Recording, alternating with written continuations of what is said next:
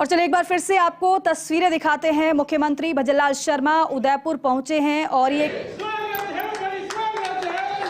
Cluster wise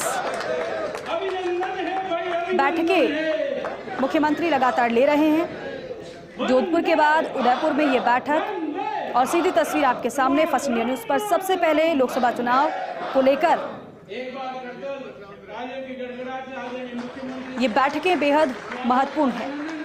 मुख्यमंत्री का किस तरीके से स्वागत किया जा रहा है, हालांकि इससे पहले व्यवस्था को लेकर जरूर थोड़ी नाराजगी थी, लेकिन वो दूर हो चुकी है और अब सभी यहां से संकल्प लेंगे कि एक बार फिर से 25 की 25 सीटें तो जीतनी ही है, लेकिन उसका मार्जिन भी हमें बढ़ाना है। अब की बार 400 पार, तीसरी बार मोदी सरकार का नारा यहां पर लगाया गया है और ये लोकसभा क्लस्टर बैठक है। आपको याद होगा पार्टी की तरफ से क्लस्टर प्रभारियों की नियुक्ति की गई थी, वो इसलिए कि अलग अलग क्लस्टर्स में बांटा गया क्षेत्रों के हिसाब से, और उसके बाद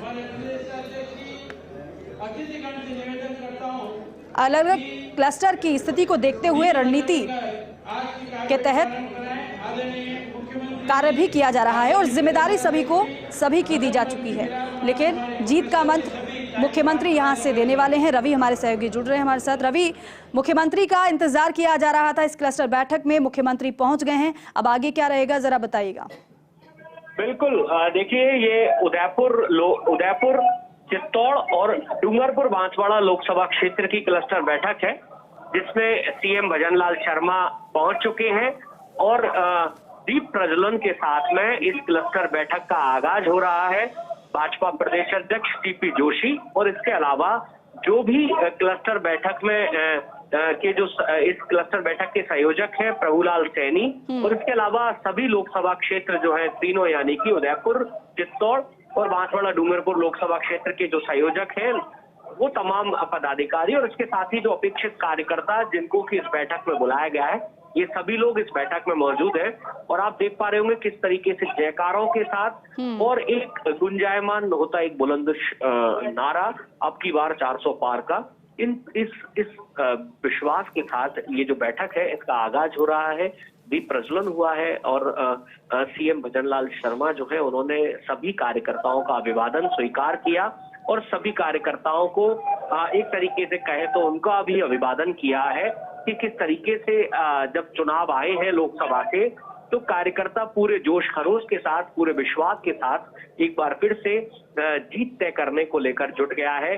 जिस तरीके से विधानसभा चुनाव में भाजपा कार्यकर्ता और पदाधिकारियों ने कार्य किया, संगठन के जो सच्चे सिपाही के तौर पर जो सभी कार्यकर्ताओं ने कार्य किया जी, उसी तरह की आशा और अभिलाषा जो है वो इस बार भी लोकसभा चुनाव में सभी से की जा रही है कि भाजपा का जो संगठन है, उसका जो कार्यकर्ता है, जो कि संगठन के रियाज से सर्वोपरि है, वो पूरे विश्वास के साथ, पूरे जोश के साथ में एक बार फिर से जुट जाए और सभी 25 की 25 जो लोकसभा सीटें हैं उन पर जीत दर्ज करे। और सबसे बड़ी बात, जैसा कि इस क्लस्टर बैठक में देखने को मिल रहा है कि जो भी तीनों लोकसभा क्षेत्र हैं वहां पर जो वोट का जो अंतर है, यानी कि तीनों ही लोकसभाओं में पिछली बार भी भाजपा ने शानदार जीत दर्ज की थी, लेकिन इस बार जो जीत में वोट का अंतर है वो करीब 5 लाख तक हो, इस तरीके का विश्वास और इस तरीके का नारा जो है वो इस क्लस्टर बैठक में सभी कार्यकर्ताओं को दिया जा रहा है। आप देखिए मेवाड़ी परंपरा अनुसार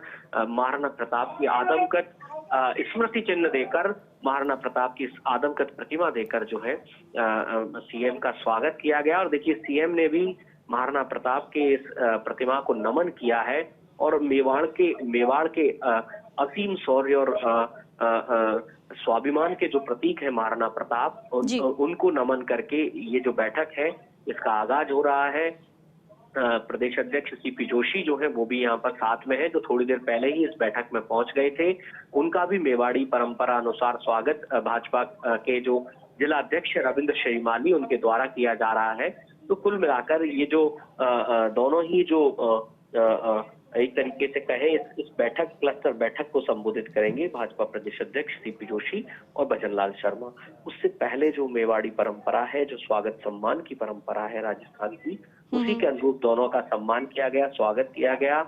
और देखिए सबसे बड़ी बात यह है कि भाजपा ने जिस तरीके से अपनी पहली सूची बहुत काफी समय पहले ही बिल्कुल। जारी की थी।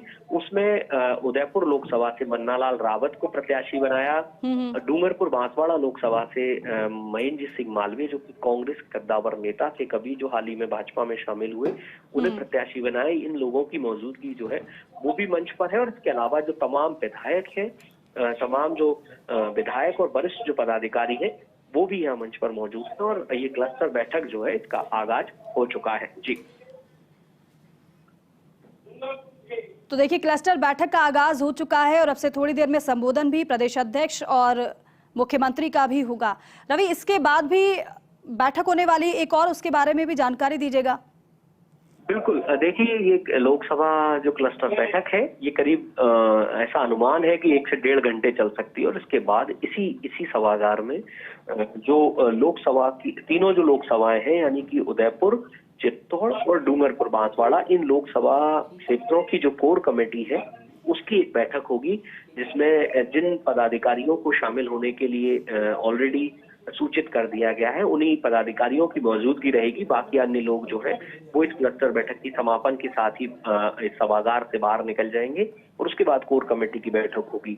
दोनों ही बैठकों का देखिए सबसे बड़ा मकसद यही है कि किस तरीके से संगठन जो है वो लगातार मजबूती से काम कर रहा है, उसकी मजबूती को और पुख्ता किया जाए, किसी भी तरह की कोई कोर कसर नहीं छोड़ी जाए। ये अति विश्वास भी ना हो कि पार्टी चुनाव जीत ही रही है। उससे ज्यादा जरूरी है कि मतदाता का जो विश्वास है, मतदाता का जो दिल है, उसको जीता जाए। तो वोट अपने आप जो है पार्टी को मिलेगा। और इसी विश्वास को जीतने के लिए, इसी दिल को जीतने के लिए पार्टी का कार्यकर्ता जो है उसे एक तरीके से कहे तो ये मार्गदर्शन बैठक है, जिसमें कि मार्गदर्शन दिया जा रहा है वरिष्ठ पदाधिकारियों द्वारा। खासकर जो देखिए सबसे बड़ी बात ये है कि खुद भजन लाल शर्मा जो है वो संगठन के वरिष्ठ पदों पर रह चुके हैं। कई जगहों पर जहां पर भी उन्हें जिम्मेदारी पार्टी संगठन की ओर से दी जाती रही, वहां पर उन्होंने बखूबी अपना कार्य किया। और वो जो संगठन का जो उनका अनुभव है, उस संगठन के अनुभव को एक तरीके से कहें तो यहाँ पर साझा करेंगे कि किस तरीके से जो भी संगठन का दायित्व है उसे कैसे पूर्व में भी निभाया और इस बार भी किस तरीके से कार्यकर्ता जो है उसको संबोधित करेंगे, पदाधिकारियों को संबोधित करेंगे। तो उन्हें भी इस तरीके की संगठन को किस तरीके से मजबूत करते हुए आम जनता तक, आम मतदाता तक पहुंचा जाए, उसका विश्वास जीता जाए। इसी तरह की जो चीजें हैं वो इस क्लस्टर बैठक में मुख्य तौर पर सभी वक्ताओं के द्वारा जो पदाधिकारी हैं उनको बताई जाएगी। और देखिए, ये जो बैठक है क्लस्टर बैठक, यहाँ पर उन पदाधिकारियों को आमंत्रित किया गया है जो विभिन्न प्रकोष्ठों के अध्यक्ष हैं, कार्यकारिणी के सदस्य हैं, प्रदेश कार्यकारिणी के, और प्रमुख जो पदाधिकारी हैं अपनी अपनी लोकसभा क्षेत्र के, उन्हें यहाँ पर बुलाया गया है। और उन्हीं को एक तरीके से कहें तो ये जो क्लस्टर बैठक में शामिल होने आए पदाधिकारी हैं, एक तरीके से मास्टर ट्रेनर के तौर पर कार्य करेंगे, जो अपनी अपनी लोकसभा क्षेत्र में जाएंगे, वहां पर अपने जो और अनुषांगिक जो संगठन है उनके जो पदाधिकारी हैं उनके साथ चर्चा करेंगे, उन्हें बताएंगे। तो इस तरह की जो बैठकें हैं उनका सतत तौर पर आयोजन जो है वो किया जाता रहेगा। आने वाले दिनों में लोकसभा वाइज भी ये बैठकें होंगी और उसके बाद में मंडल स्तर पर, बूथ स्तर पर, पन्ना प्रमुख जो है उनके स्तर पर और आम कार्यकर्ता के स्तर पर भी इस तरह की बैठकों का आयोजन किया जाता रहेगा। और जैसा जैसा जो आदेश है वो पार्टी संगठन से मिलता रहेगा, उसी के अनुरूप जो है इस तरह की बैठकों का आयोजन होगा। और सबसे बड़ी बात, सबसे मोटी बात वो यही होगी कि इस बार जो पार्टी ने तय किया है, सीटों का जो आंकड़ा तय किया है उसे पाया जाए, उसे छुआ जाए। और जो वोट का अंतर है वो वोट का अंतर ज्यादा से ज्यादा हो।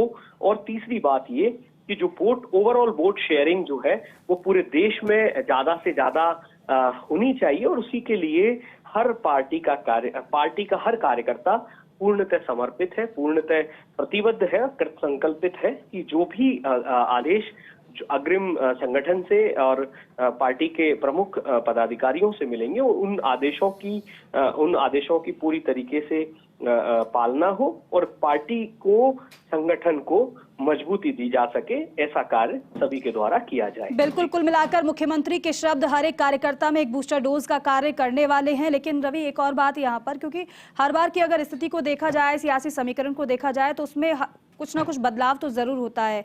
पार्टी ने रणनीति के तहत कैंडिडेट्स भी यहाँ पर क्लियर कर दिए हैं और प्रधानमंत्री ने जिस तरीके से शुरुआत से वो कहते आ रहे हैं कि आप चेहरा मत देखिए, आप बस पार्टी का निशान देखिए, कमल के चिन्ह को आप देखिए, आपको उसे ही जिताना है। लेकिन यहाँ पर परिस्थितियों को ध्यान में रखते हुए रणनीति किस तरीके से कारगर साबित होती है, फिलहाल यहाँ मंत्र जीत का मुख्यमंत्री की तरफ से हर एक पदाधिकारियों को दिया जाना है। रवि, बहुत शुक्रिया बातचीत के लिए, जानकारी के लिए।